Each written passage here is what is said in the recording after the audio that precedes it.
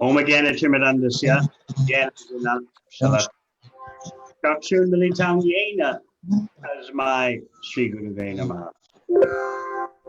Jai Sri Krishna Chaitanya, Prabhu Nityananda, Sri Advaita Gadadhar, Srivasadi Gaur Bhaktivinoda, Hare Krishna, Krishna Krishna, Hare Hare, Hare Rama, Rama Rama, Hare Hare. I've had a few days to try and process this great loss for us and great gain on the transcendental platform of completeness. I remember maybe 16 years ago at the disappearance of His Holiness Tamal Krishna Maharaj, which of course came about with no warning whatsoever, not even 12 hours warning or even 1 hour warning. And I remember His Holiness Bhakti Charu Maharaj's written expression of his grief. And he wrote that he was writing to Krishna. Krishna, don't you care about the Sankirtan movement on this planet anymore? Why have you taken such a general at such a critical time when we feel that we need all the help we can get, all the generals, all the soldiers? Why don't you care, Krishna? So I always remember that, how Maharaj in his transcendental way was expressing like pure anger and frustration with Krishna, pure devotional. Like, the only thing I can compare it to comes to mind is when sometimes the residents of Vrindavan, they would chastise Krishna. Why have you done this? We've given you everything, and then this is what you've done. Of course, we know there's not one drop of material anger, not one drop of anything material in that. So this struck me, this comment of His Holiness Bhakti Charu Maharaj. Krishna, what are you doing? Don't you care? Here we are on the earth planet, struggling, trying to spread Srila Prabhupada's mission, and you take such a person away. What's going on? So that comment led me to think deeply, and I've had 16 years now to think about this comment by His Holiness Bhakti Charu Maharaj about the departure of Srila Tamal Krishna Maharaj. We have to be careful that we don't have some kind of subconscious anger and even envy of Krishna and Srila Prabhupada. All right, in other words, we know that you've taken His Holiness Bhakti Charu Maharaj, your purposes, in your association, but what about us?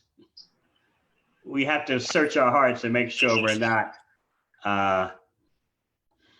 developing some hard lumps in our heart. Krishna, why are you doing this to us? Why are you doing this to me? We know He's with you and His service has expanded in ways beyond what we can conceive of with our mundane consciousness.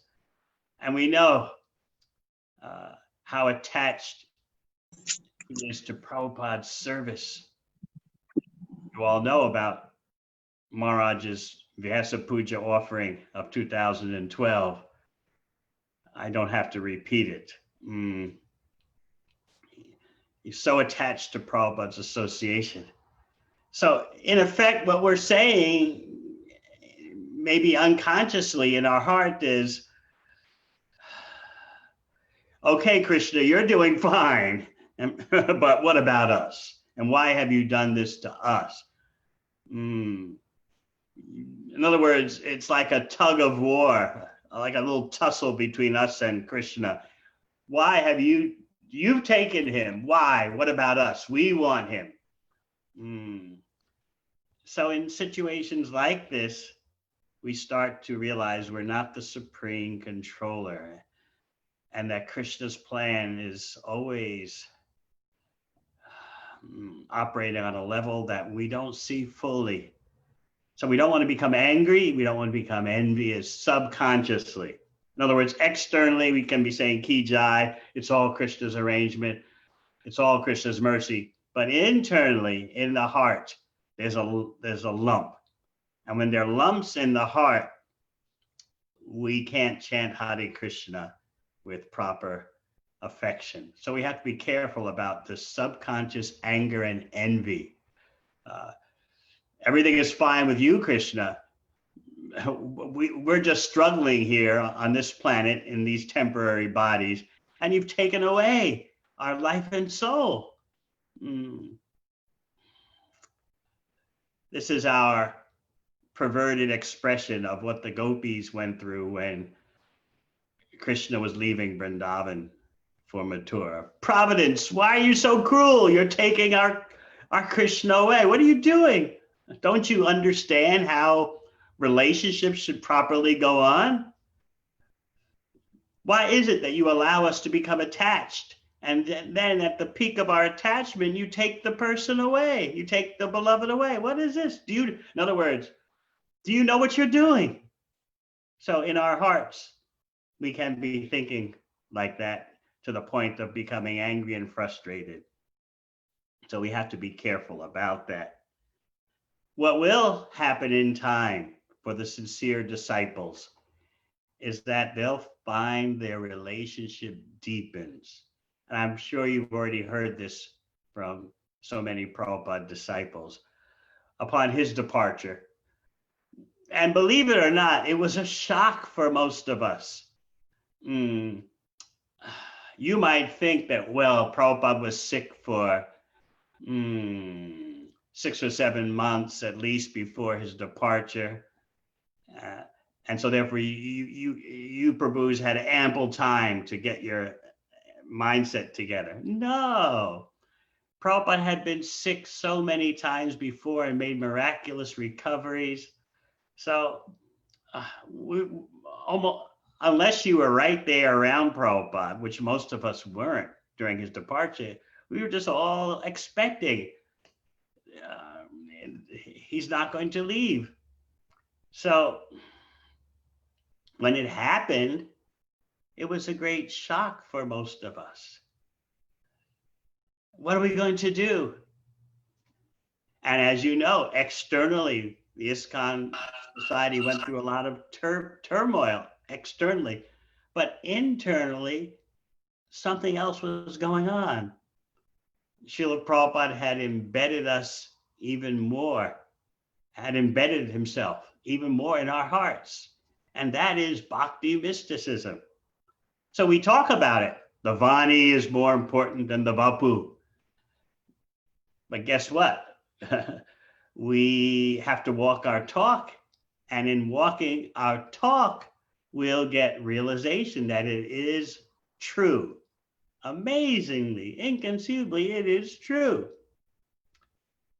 I remember Srila Prabhupada saying that Vapu, physical association, is for neophytes. So, of course, what will we all say? Well, let's remain neophytes. Let's have that physical association. Yes. But when you go deeper into bhakti, you realize that the more intense association actually comes through the Vani. This is not material life. We're not dealing with the material master. We're dealing with the spiritual master.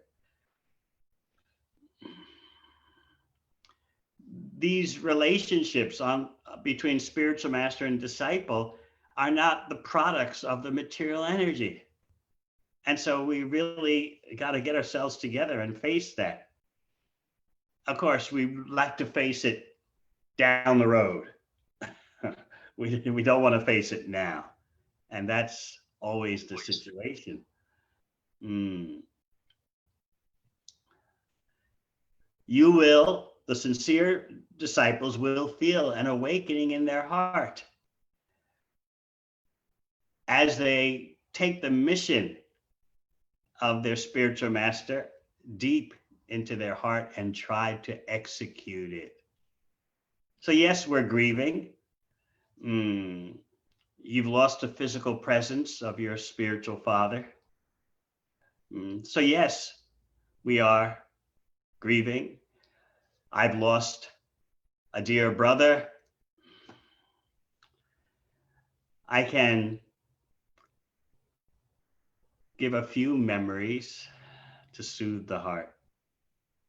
Everyone knows, well, maybe theoretically, you know, by hearsay about Maharaja's cooking.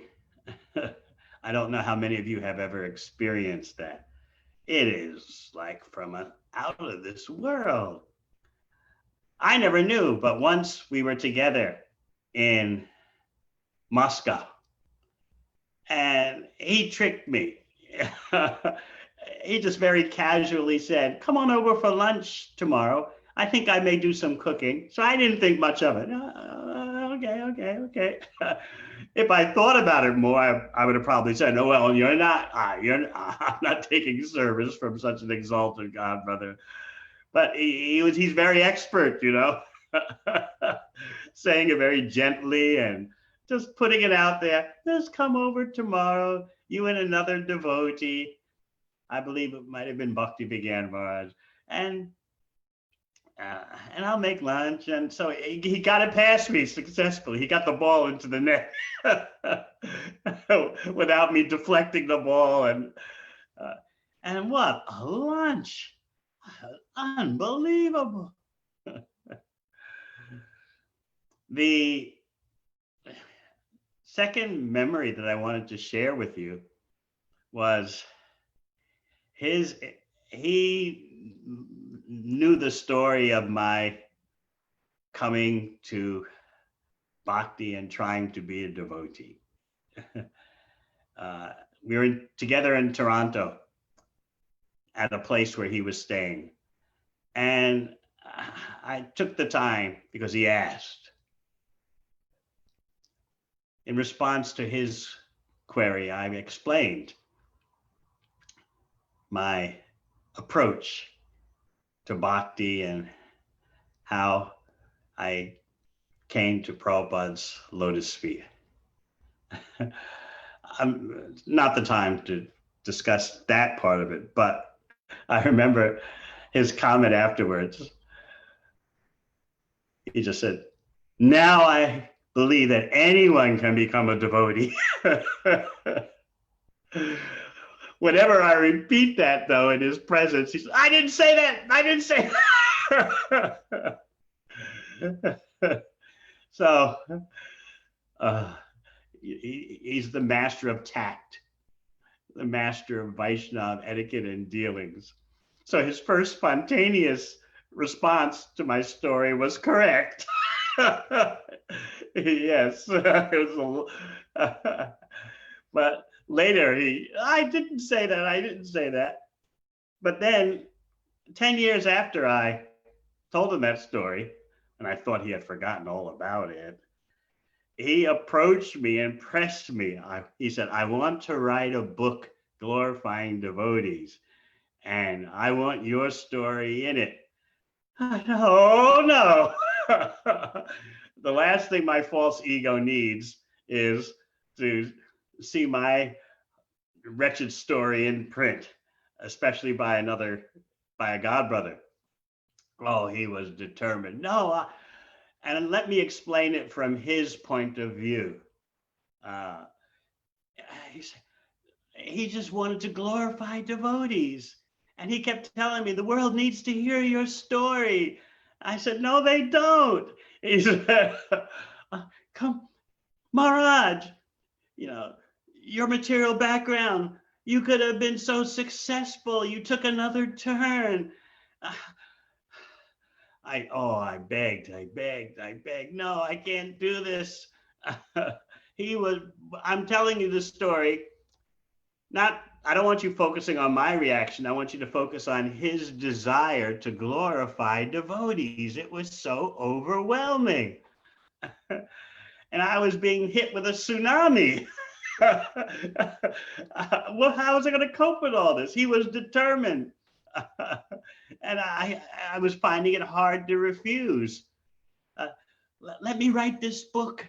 I want the glories of the devotees to be known. People don't know about what you were like before. I said, I'm glad they don't know. They need to see how people with varied backgrounds, especially someone like you with your background, how you came to Prabhupada's shelter. He just went on and on. So this battle just went on for a few months. And I was getting desperate.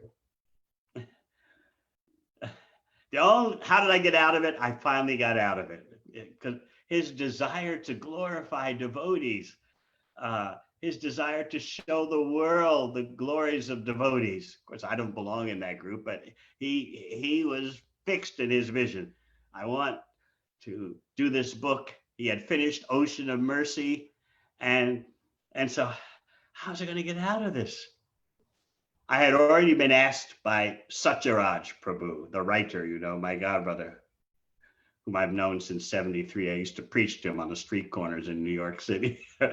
He already said, Maharaj, we got to have your story. And I successfully eluded him. So I'm just telling you this so you can understand the tsunami of His Holiness Bhakti Charu Maharaj's Vaishnava love. I successfully eluded Satyaraj. I escaped. He kept writing me, okay, Maharaj, let's start. I don't know, I'm busy. Next month. Just now coming. But I couldn't escape His Holiness Bhakti Charu Maharaj. He was on my case in his sweet and gentle, persistent way, which I'm sure so many of you have experienced. So how did I get out of this? His desire to glorify devotees, such a pure, sincere desire. It wasn't that he wanted to write a book, please understand. Okay, my next book, I finished Ocean of Mercy. What will be my next book? That wasn't the case. It was, I want the world to know about devotees. So finally, I remember, I think this is the way I got out of it. Because I was talking to my godbrother's Holiness Radhanath Maharaj, and I actually just burst out crying. Oh, I don't want anyone writing a book about me. And I can only assume that he talked to His Holiness Bhakti Charu Maharaj, and then the next time I saw Maharaj, he didn't bring up the point. So that was the only way I escaped from his love for glorifying devotees, which I, of course, envy. If I only had such love for devotees. It's just I didn't want it for me, but he was determined it will be for you. So this shows you his deep commitment and attachment to selflessly glorifying persons he thought were Vaishnavas. In the case of me, he thought he saw a devotee. Which brings me to another point. Maharaj was a unique combination of fraternalism, collegiality, harmonious cooperative dealings with his fellows. While at the same time, he was very individualistic. He knew the whole scene or the whole art so perfectly of unity and diversity. He knew when to mesh with others and when to push on his own plans. And I always admired that. It's a very unique art and skill. Sometimes we, in the name of cooperation, we become a bit lazy. Well, no one else is doing such a project, so why should I? And then sometimes we go to the other extreme. It's all about me and my project, forget everyone else. He had the art down perfectly of how to mesh with others and be fraternal and collegial, and at the same time, in the spirit of Srila Prabhupada, how to push on an individual project. I was always amazed by that, the skill in balancing two realities. We're individuals, and yet we're together, like a family. A family has brothers and sisters of different abilities. And so sometimes the family acts as a collective whole, maybe makes some group investments or starts a group business. And sometimes an individual family member has his own project. So he was the perfect example of that. And I admired that so much. Finally, many of you remember Tamal Krishna Maharaj's memory, which I'm sure you've heard before, but there's no harm in repeating the glories of a Vaishnava. This is when His Holiness Bhakti Charu Maharaj joined Prabhupada's traveling party, rendering that direct service. And His Holiness Tamal Krishna Maharaj was a bit baffled.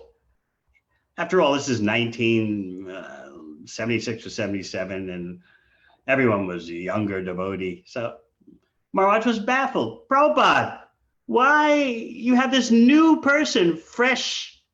He's joined the party and he's rendering such personal service to you. Why? It was unprecedented. Why? You gave him first and second initiation together, and then a few months later you gave him sannyas. So His Holiness Tamal Krishna Maharaj was completely puzzled. This has not happened before. And Prabhupada's response was, I can see purity, you can't. So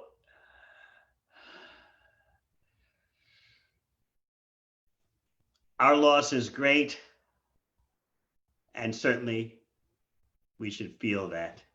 At the same time, for the sincere followers of His Holiness Bhakti Charu Maharaj, actually, I can tell you from my own experience of the departure of my spiritual master, your spiritual life has really just begun.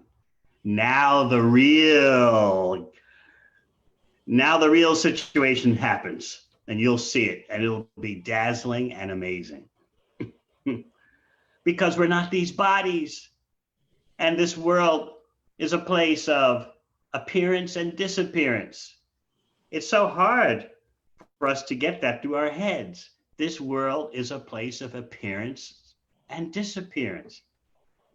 We're so focused with our careers, with our sannyasi plans. We're so focused on permanence. But meanwhile, we're swimming in an ocean of impermanence and disappearance. But the appearance and disappearance of a Vaishnava is never ordinary. The appearance is for service, and the disappearance is for service. And you'll start to experience in your heart, as the years go by, those who are sincere devotees, you'll experience a closer relationship. Krishna's not a cheater. Krishna will give you more. He'll always give you more than you deserve. So yes, we should be sorry. We should cry. That's part of Vaishnava emotional behavior, to lament the departure of a great soul. At the same time, while expressing that kind of emotion, keep your eye on the future. Those sincere disciples who take the instructions of their spiritual masters of life and soul. I can only think of a colloquial English expression. Forgive me. The show has just begun. Things have just started. Now you're going to see the real bhakti mysticism, how Vani does take precedence over Vapu. The mission, the instructions bring about in the heart a deeper connection than you had even when there was physical presence. It'll be more impactful. a certain sweetness in the physical presence dealings will miss. But the reciprocation within the heart is something else. And that you will see. That reciprocation in the heart, it goes deepest into your core being. So I leave you with that thought, and maybe I should stop. Samendra Krishna Prabhu, should I stop for questions, or what should I do? Thank you, Maharaj. Yes, we can see that if there is. Hare Krishna, Maharaj, can you hear me?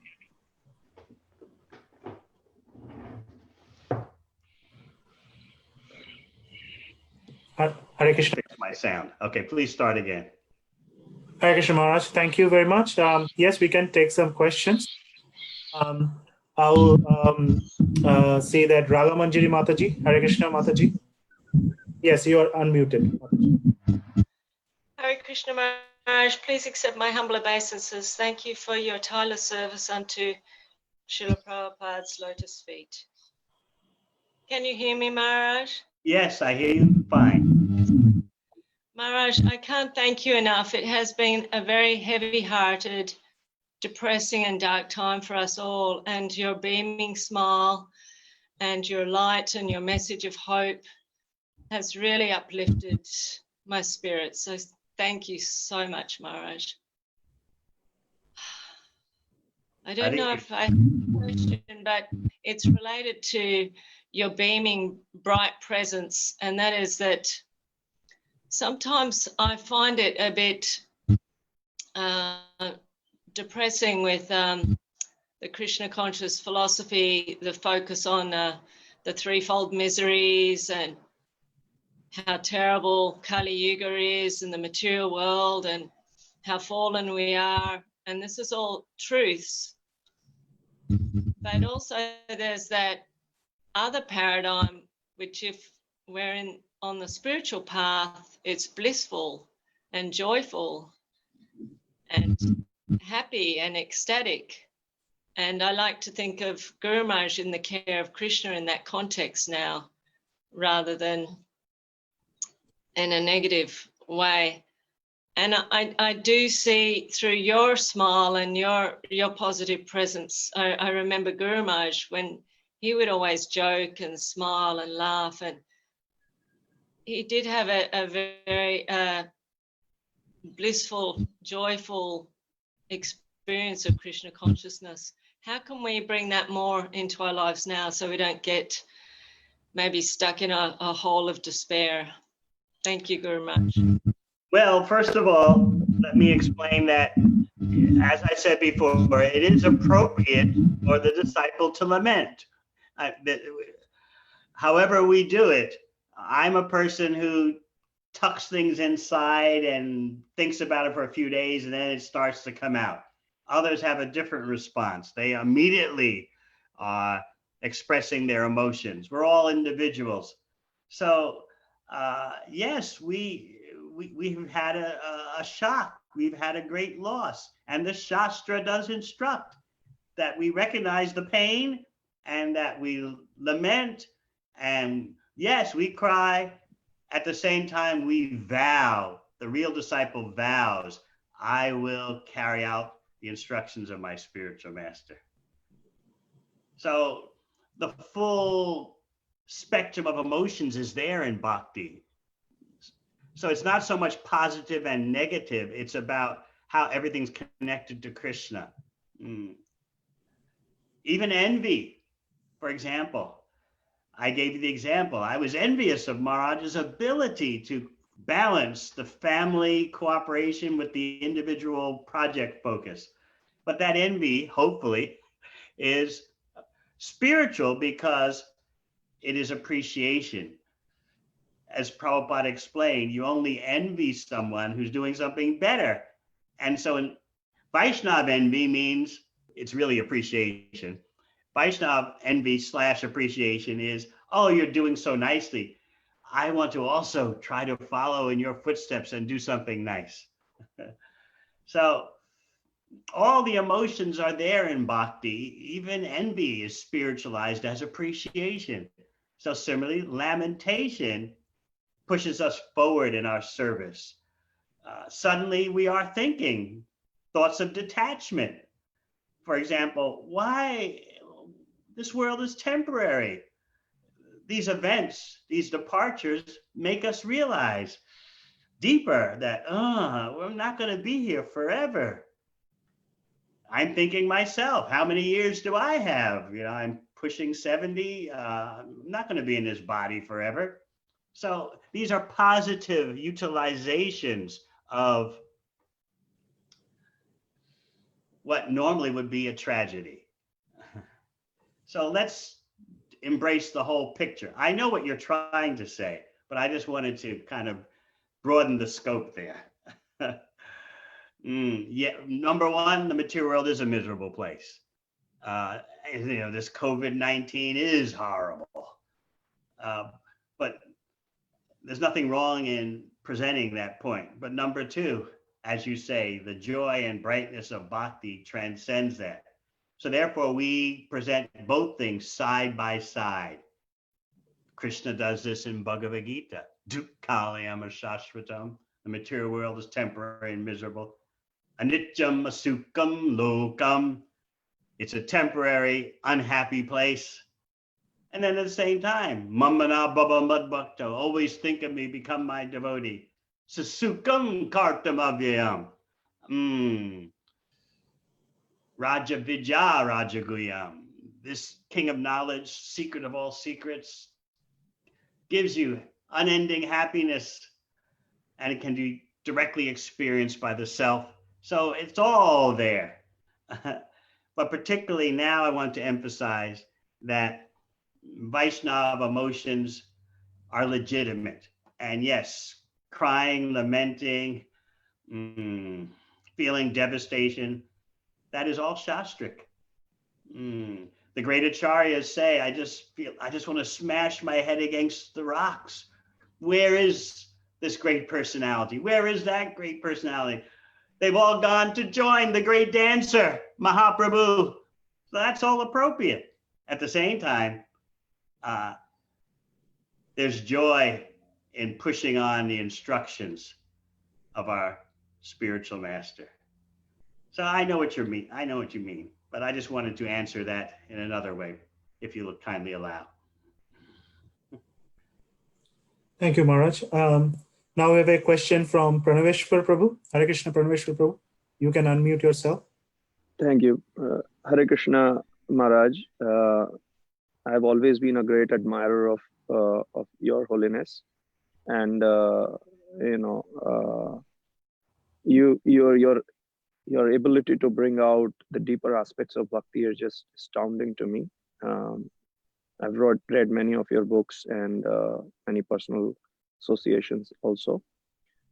Maharaj, I just want to understand that for a person like me who didn't get an opportunity to deeply serve Guru Maharaj, I just hardly had a couple of years of association, 1 or 2 years at best.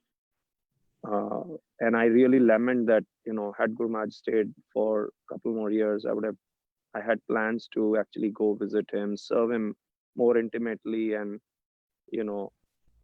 and then I remember you once saying in one of your lectures that when you were managing the BBT, Prabhupada actually came and you were managing it, and you were looking down at his lotus feet, and Prabhupada just came to the room and he just expressed his satisfaction with your services by just saying, And I remember that you telling so vividly.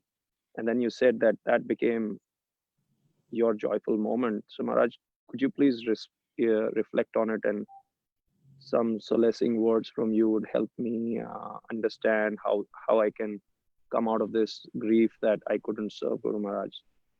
Well, since you mentioned that incident, I can briefly expand upon it. My plot to get Prabhupada's physical association was to become production manager of the BBT. And I had noticed that the production manager at the time was losing steam, and some or other was becoming dissipated. So I decided to learn everything he was doing. And then when the obvious recognition came that he was not doing the job, I would be in line and then I would get Prabhupada's association. And my plan worked perfectly. Except right when I got the post, the BBT trustee was in a panic. Oh no, our book production manager is gone dodgy and Prabhupada's gonna fry us. He's gonna roar at us. Oh no, who knows how to do this job? I just, and the trustee was so happy. Yes, yes. And so I said, now I'm in the driver's seat. Now I'll get Prabhupada's association. That was early 1977. But Prabhupada had already stopped communicating so much. And so I, just like you, I was feeling I missed the boat. So I was so close. And you mentioned Prabhupada coming into my office. Now, what would you do, Praneshwar Krishna Das? You think you haven't had much association. I only got one sound out of Prabhupada, not even a word. Now, what about that? He just looked me over, and I can't imitate, but he just looked me over and said,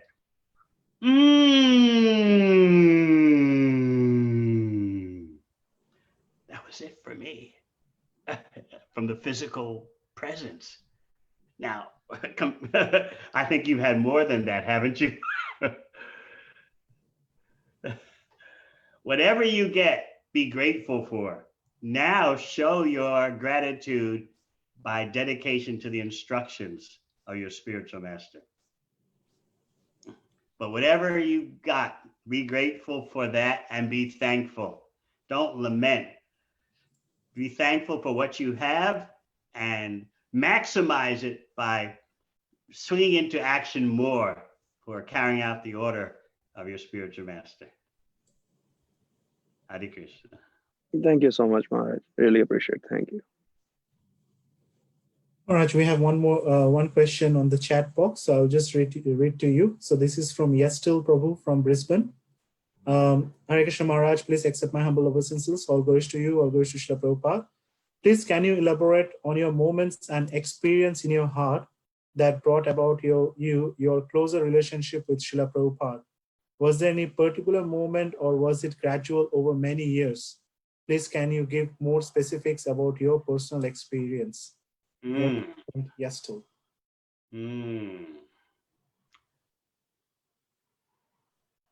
Upon Prabhupada's departure, I knew that the 24/7 marathon schedule at the BBT was no longer going to happen.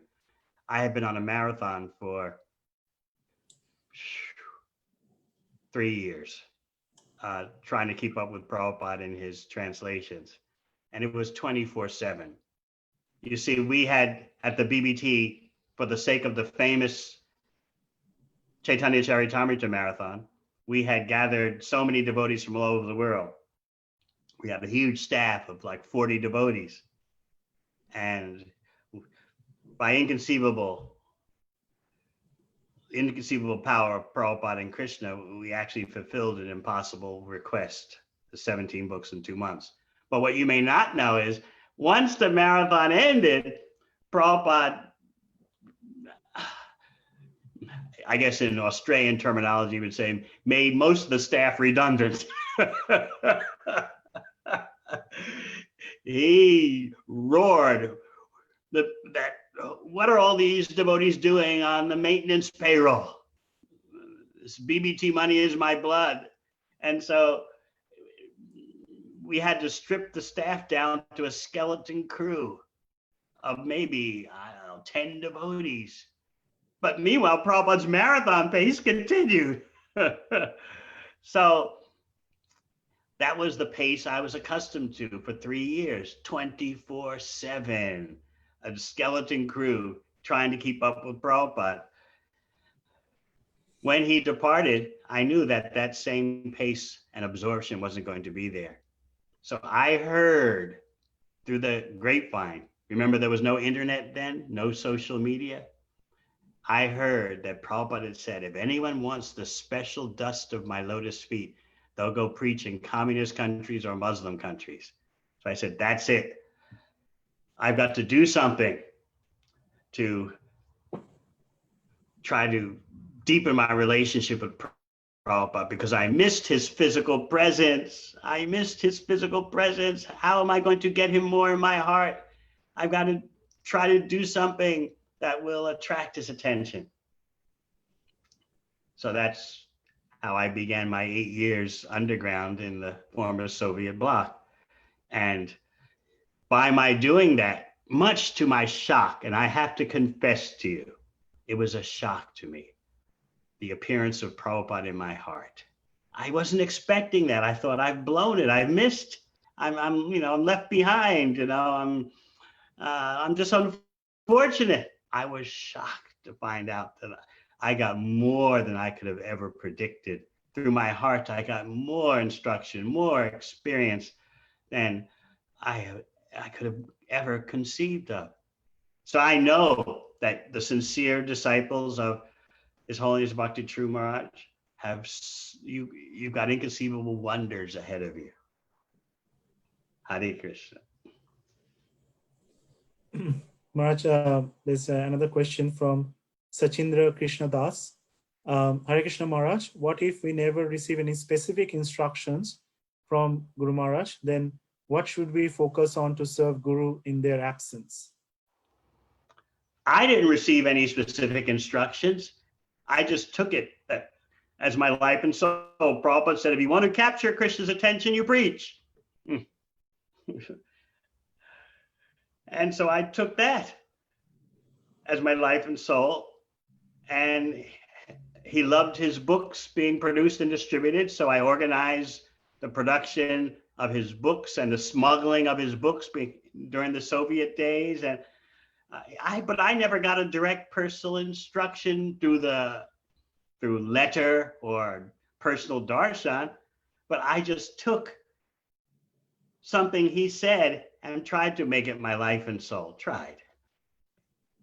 So similarly, you do the same. There's enough scope in what your Guru Maharaj has said and done that you can find something that you'll embed deep into your heart and try to carry it out, and you'll feel his presence even more. And you'll see the mystery of that statement by Prabhupada that actually physical association, Vapu, is for neophytes. And again, I say, okay, let's be neophytes. We want that, we want that Sangha, but we have to grow up because this is a world of appearance and disappearance. All right. Maharaj, we have one last question. Can we take it? All right. Tanvi Radha Mataji, if you unmute yourself. Hare Krishna Maharaj, please accept my humble obeisances. Maharaj, we know that now Vani has taken a precedence and we have to follow Guru Maharaj instructions. So can you please guide us, like from where to start from, what should we do, how should we follow his instructions? Because Guru Maharaj carries so many inconceivable qualities which we don't even have minute of those qualities in us. So how can we start following on those instructions, where to start it from? Can you please guide? You all are meeting together and continue to meet together and meditate on his example, what he has said, and Krishna will help you through your heart. Krishna is not a cheater. This is my point again. Let's not be subconsciously angry at Krishna. You've left us, you've treated us this way, you've abandoned us, you've taken our dear spiritual father away. If you're going to feel like that, make sure it's transcendental. Just like when His Holiness Bhakti Charu Maharaj was expressing himself upon the departure of His Holiness Tamal Krishna Maharaj. Like, Krishna, don't you care about us? But that was totally transcendental. As I said, it's like the gopis complaining, Providence, don't you know what you're doing? So meet together and remind each other of his example, his qualities, and his instructions. And that will be the best thing for you. It'll also be the best thing for the entire Krishna conscious society. That will be the real tribute to His Holiness Bhakti Charu Maharaj, what you all do. An example, speaking of His Holiness Bhakti Tirtha Maharaj, he pioneered in West Africa. Practically no one wanted to go to West Africa and preach, but he did that. And